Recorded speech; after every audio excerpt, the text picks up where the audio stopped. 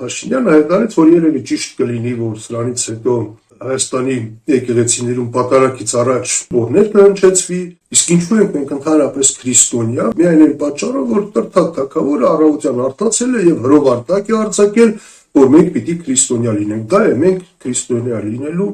այլ պատճառ չունենք։ Խնդիրը այստեղ այլ է։ Փաստորեն Նիկոլ Փաշինյանը ոչ միայն ուղղակիորեն եւ շատ կոպիտ միջամտում է այն հարցերին, որոնցից ոչինչ չի հասկանում, այլև այն, որ փաստորեն ստացվում է ըստ նրա, որ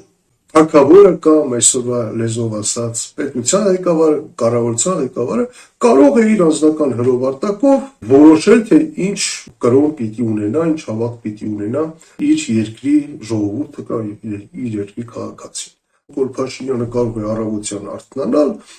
եւ հրովարտակ արձակել կամ չգիտեմ կառավարության որոշում ընդունել, ըստ որի սրանից հետո մենք այլևս քրիստոնյաներ չենք, երբ մի ընդհանրենք մահմեդականներ ենք։ Այդպես է ստացվում։ Եվ ամենացավալին գիտեք որն է, որ տասնյակ հազարավոր մարդիկ մահն էին գերադասնում, ոչ թե նրա համար, որ իրենք քրիստոնյա են, այլ որովհետև չգիտեմ, քանի 100 կամ 1000 տարի առաջ թագավորը այդպիսի հրովարտակ է արձակել եւ իրենք չեն ուզում խախտել այդ հրովարտակը, այ դրա համար են նահատակում եւ ոչ թե նրա համար, որ քրիստոնյա են։ Սպասելիորեն հայտնի դարձավ, որ հացահատիկից հետո հիմա էլ Ադրբեջանը արդեն ոչ թե Ղազախական, այլ հենց ինքն Ադրբեջանը պատրաստում է վարելիք ուղարկել Հայաստան Վրաստանով։ Իրականում Վրաստանի կառավարությունը ադրբեջանական նավթամթերք Հայաստան ուղարկելու համար պահանջում է սովորական ընդունված գներից 40 անգամ ավելի բարձր։ Օրինակ Երևանում կա Արմոյլ ընկերություն, որը պիտի զբաղվեր նավթամթերքի վերամշակմամբ։ Մինչև հիմա լիցենզիա չի ստացել։ Վերջին անգամ էլ վերջնականապես մերժեցին մի քանի ամիս առաջ։ Փոխարենը սրանից մոտ մի տարի առաջ, նույնիսկ ավելի քիչ, մի 10 ամիս առաջ, հանկարծ պարզվեց, որ Սուրելավանի հետ առաջվա նախկին Բիտում գործարանում հսկայական ներդրումներ են արվում, որը զբաղվելու է վերամշակման կարևոր կենտրոն, կռահեք 3 փորձից, թե ով է իրականացնում այդ ներդրումները, այո, Սիլֆինանս ընկերություն։ Այնպես որ հույս չունենաք, թե դրանից Հայաստանի պետությունը կամ գոնե հասարակություն ինչ-որ բան շահի։ Պարզվում է, որ անցած մեկ շաբաթում Հայաստանից պակասել է ևս 13 միլիոն տոննա քաղցրահամ ջուր, որևէ բացատրություն չկա։ Գուցե սա էլ է խաղաղության համաձայնագրի ստորագրման նախապայմաններից մեկը, որի մասին բարձրաձայն չի ասվում։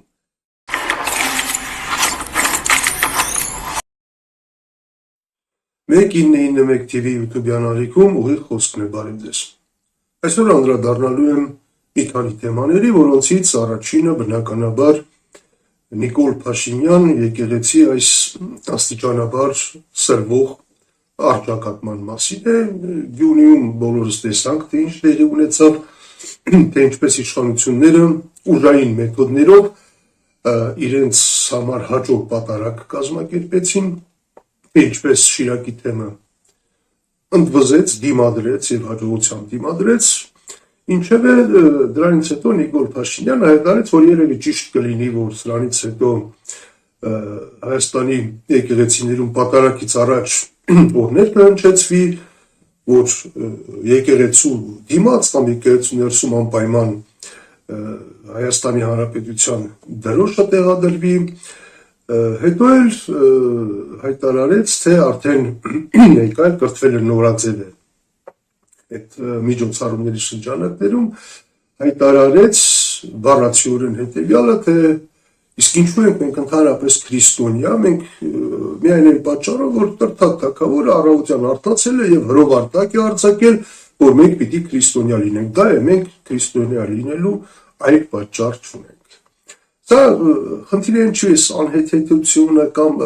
տգիտությունը կամ չգիտեմ փաստերը սխալ հասկանալ կամ ընդհանրապես չհասկանալը չի։ Խնդիրը այստեղ այլ է։ Փաստորեն Նիկոլ Փաշինյանը ոչ միայն ուղղակիորեն եւ շատ կոպիտ միջամտում է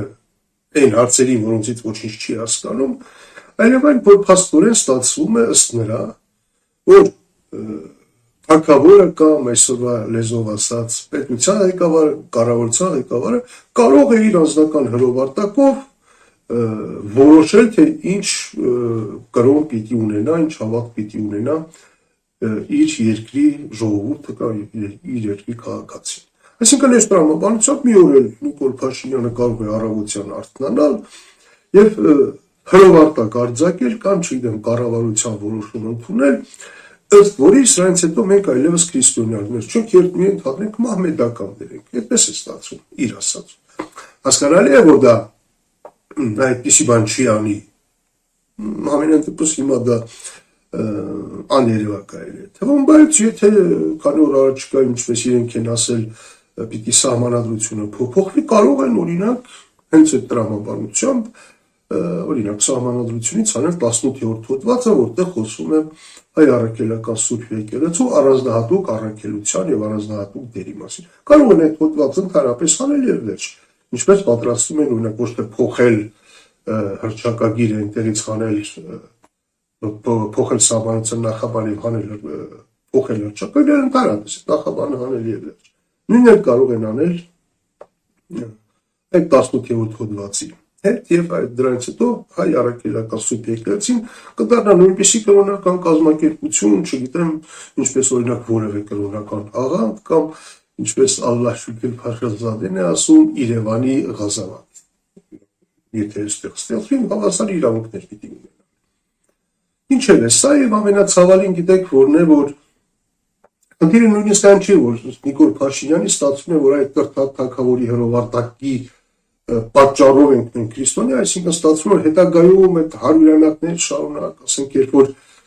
հազարավոր տասնյակ հազարավոր հայերի տարբեր նվաճողներ ստիպում էին կրոնափոխ լինել, հակառակ դեպքում ոչնչացնում էին, ստացվում է որ տասնյակ հազարավոր մարդիկ մահն էին գերադասնում, ոչ թե համար որ իրենք քրիստոնյա են, այլ որովհետև չգիտեմ, քանի 100 կամ 1000 տարի առաջ թագավորը այդպիսի հրովարտակ է արձակել եւ իրենք չեն ուզում խախտել այդ հրովարտակը, այդ դրա համար են նահատակում եւ ոչ թե նրա համար որ քրիստոնյա են։ Ինչեւ է, սա կարծում եմ առաջիկայում իհարկե կդառնա եկեղեցու ներսում շատ լուրջ քննարկման առարկա, որտեղ ամեն դեպքում եկեղեցու ներսում պատարակից առաջ ինչ պիտի հնչի, այսինքն ինչպիսին պիտի լինի ծիսակարգը կամ պիտի դրոշ տեղադրվի, թե չտեղադրվի, դա ամեն դեպքում եկեղեցու որոշելիքն է եւ եթե եկեղեցին որոշի որ այդպես է լինելու, իհարկե խնդիր չկա, իրենց իմանալիքն է։ Ինչ է։ Երկրորդ հարցը, որ այսօր էլի շատ քննարկվում է, այն է որ ասպասելիորեն հայտնի դարձավ, որ հացահատիկից հետո հիմա էլ Ադրբեջանը արդեն ոչ թե Ղազախական, այլ հենց ինքն Ադրբեջանը պատրաստում է վարելիք, չգիտեմ, նավթամթերք հստակ չի ուղարկել Հայաստան Վրաստանով եւ Վրաստանի կառավարությունն էլ որոշել է որպես բարի կամքի արտահայտություն այդ առաջին խմբականակի համար турքեր չսահմանել ծրի ուղարկել իր ճանապարհների համար իհարկե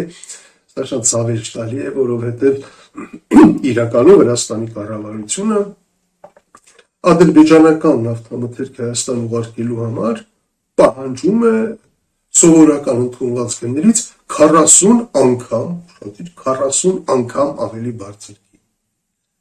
40 անգամ ավելի շատ գին, քան որևէ այլ ապրանք իր ճանապարհով անցնելու դեպքում։ Դե սա վրացիները որպես իհարկե եղբայրական պետություն ըմբռնումով են մոտենում Հայաստանի այսօրվա իրավիճակին եւ փորձում են դրանից առավելագույն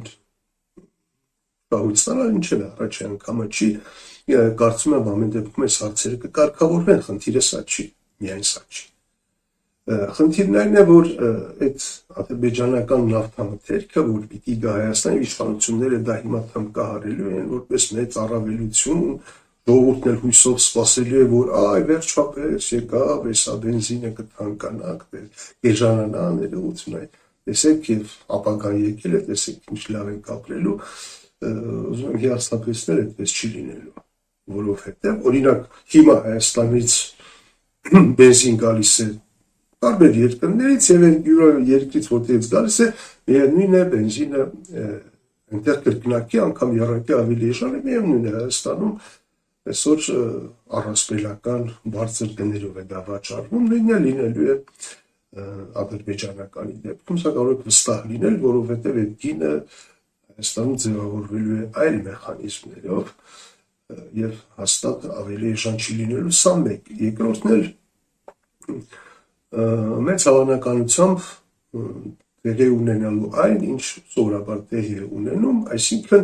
հայտնվելու են ինչ-որ ընկերություններ կամ այսօրվա իշխանությունների սրտի օլիգարխներ, բարեխիղճ գործարարներ, հաջողակ տղամարդիկ, ովքեր անմիջապես վերցնելու են մենաշնորհ այդ ադրբեջանական նավթամթերքի ներկրման եւ վերամշակման։ Իդեպ այդ վերամշակման մասին օրինակ բերեմ, այնպես չի, որ այդ նավթամթերքի վերամշակումը Հայաստանում այդ բացի խոսակցություններ չկա, նոր պիտի լինեն, չէ։ Օրինակ Եղվարդում կա Արմոյլ ընկերություն, որը պիտի զբաղվեր նավթամթերքի կամ նավթի կամ նավթամթերքի վերամշակման պիտի զբաղվեր, որ այդ գործարանը սկսել էր կառուցվել դեռևս 2015 թվականին, ավարտվել էր կառուցումը 2019 թվականին, իսկ 6 տարի առաջ։ Մինչև հիմա լիցենզիա չի ստացել։ Ինչպես այդ գործարանը կառուցված էր, այնպես էլ մինչև հիմա կամաց քայքայվում է այնտեղ, իշխանությունները լիցենզիա չեն տվել։ Որում այդպիսի դիմումով Նիկոլ Փաշինյանի կառավարությունը նոր եկել էր իշխանության, այդ ժամանակվանից արդեն այդ անդադ դիմում էին, ինչ-որ փորձաքննություններ էին անցնում շրջակա միջավայրի պահպանման եւ այլն, խոսքով այդպես էլ լիցենզիա չտվեցին տարբեր պատճառաբանություններով։ Դա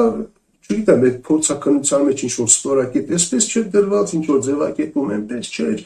դա կարող էր օթախտոտել կողքի արտադրող չիրերը ադորակ էին դառնում, չրերի չորացման վրա էր ազդում եւ խոսքով։ Վերջին անգամ էլ վերջնականապես մերժեցին մի քանի ամիս առաջ։ Այդ նավթավերամշակման պատրաստի գործարան այնտեղ կար։ Փոխարենը սրանից մոտ մի տարի առաջ, նույնիսկ ավելի քիչ, մի 10 ամիս առաջ, հանկարծ պարզվեց, որ Սուրելավանի այդ առաջվա նախկին բիտում գործարանում հսկայական ներդրումներ են արվում, որը զբաղվելու է նավթավերամշակման կարևոր կենտրոն, Հայաստանը այսպես դառնալու է խաղացող տարածաշրջանում այդ առումով, կռահեք 3 փորձից, թե ով է իրականացնում այդ ներդրումները, այո, Սիլֆինանս ընկերությունը։ Ընդհանուր 10 տարի, այսինքն այն արդեն կառուցված է։ Արդեն 6 տարի է կառուցումը ավարտվել է, մինչև լիցենզիա չկա։ Փոխարենը հսկայական ներդրումներ են արում, այսինքն ինչ որ մեկը գիտեր ժամանակ, ինչը որ այս Ադրբեջանից նավթամթերքը կգա, եւ արդեն իսկ այդ հսկայական ներդրումները արված են, շարունակվում են, այնպես որ հույս չունենաք, թե դրանից Հայաստանի պետությունը կամ գոնե հասարակությունը ինչ որ բան շահելու է։ Այդ քանի որ տնտեսական թեմաներից խոսեցինք, նախորդ թողարկումներից մեկի ժամանակ ես նաև խոսել էի այն մասին, որ այս Սևանի մակարդակը իջել է նախորդ տարվա համեմատ 17 սանտիմետրով եւ Հայաստանից 220 միլիոն տոննա քաղցրահան ջուր անհետացել է, չկա, փաստացի խոսել է Ադրբեջանը, ինչ պատճառով հայտնի չէ։ Եվ ահա պարզվում է, որ անցած մեկ շաբաթում Սևանի մակարդակը իջել է եւս մի սանտիմետրով։ Այսինքն Հայաստանից պակասել է եւս 13 միլիոն տոննա քաղցրահան ջուր։ Մի շաբաթվա ընթացքում օրական 2 միլիոն տոննա քաղցրահան ջուր օրական։ Դա մոտավորապես Երևանի սպառումից 7-8 անգամ ավելի շատ է։ Մի օրում սպառվել է անհետացել է ավելի շատ քաղցրահան ջուր, քան սպառվում է Երևանում մի շաբաթվա ընթացքում։ Հասկանում եք։ Այն դեպքում, երբ որ տեսնում եք, ռոռոկման սեզոն չի, տեղումներ կարծես թե կան, գոլորշիացումը շատ ցած է, չկա։ Պակասել է եւս, այսինքն օրական կտրվածքով մոտ 2 միլիոն տոննա քաղցրահան ջուր հոսում է Ադրբեջան։ Որևէ բացատրություն չկա։ Գուցե սա էլ է խաղաղության համաձայնագրի ստորագրման նախապայմաններից մեկը, որի մասին բարձրաձայն չի ասվում։ Ճիշտ այնպես ինչպես ադրբեջանցիները Հայաստանի իշխանություններին նախընտրական առավելություն են տալիս, օրինակ ցորենի տեսքով, հիմա նավթամթերքի տեսքով, չկրակելու տեսքով, գուցե դրա դիմացելի չոր Հայաստանի իշխանություններն են ինչ-որ կերպ փոխհատուցում տա եւ այդ կինը գոնե արելուց տվյալներով կազմում է օրական 2 միլիոն տոննա քաղցրահաճ։ Ինչևէ այսօր այսքանը կհանդիպենք